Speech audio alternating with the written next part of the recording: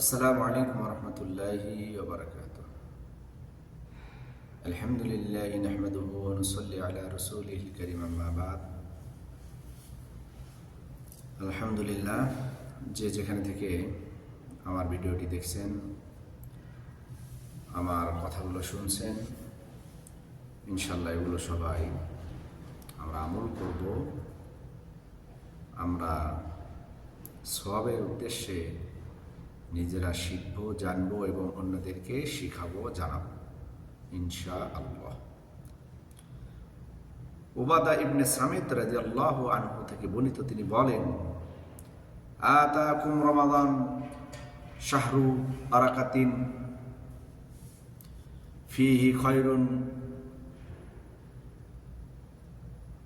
ইউগাশশিকুমুল্লাহু ফিহি ফাতানজিলুর রাহমা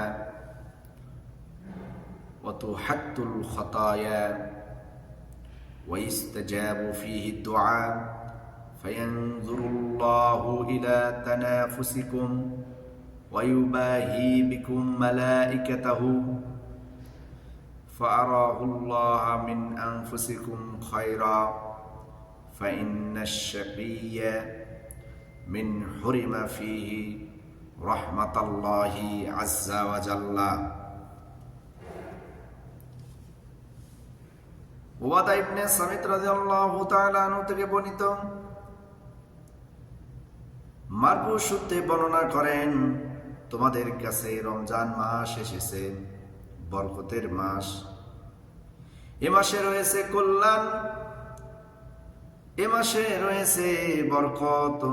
আল্লাহ তোমাদেরকে সেই কল্যাণে আবৃত করে দেন, ফলে তিনি রহমত নাজিল করেন, গুনাহ খাতা মাফ করে দেন। এ মাসে আল্লাহ রাব্বুল আলামিন মানুষের দোয়া কবুল করেন। আল্লাহ তাআলা তোমাদের সৎ কাজের প্রতিযোগিতার দিকে তাকান এবং তিনি তোমাদেরকে নিয়ে ফেরেশতাদের নিকটে গর্ব করেন। সুতরাং তোমরা তোমাদের নিজেদের কল্যাণ আল্লাহকে দেখাও। কোন ভালো কাজ করেছ, কোন আমল করেছ, যা কিছু আমল করার করে তোমরা আল্লাহকে দেখাও। কেন আল্লাহ তাআলা ফেরেশতাদের নিকটে গর্ব করে বলেন, দেখো আমার বান্দারা কত সুন্দর করে,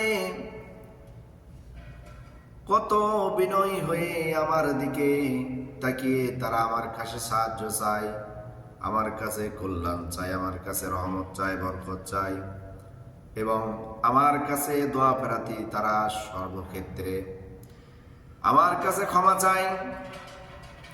আল্লাহ তাকিয়ে থাকেন আমার বান্দারা আমার দাসত্ব করবে, আমার গুণগান করবে, আমার ইবাদত বন্দি করবে, আমার তাসবিহ তাহলিল পাঠ করবে। আল্লাহর নবী বলেন, যে ব্যক্তি রমজান মাস পেয়েও তার গুনাহ খাতাকে মাফ করে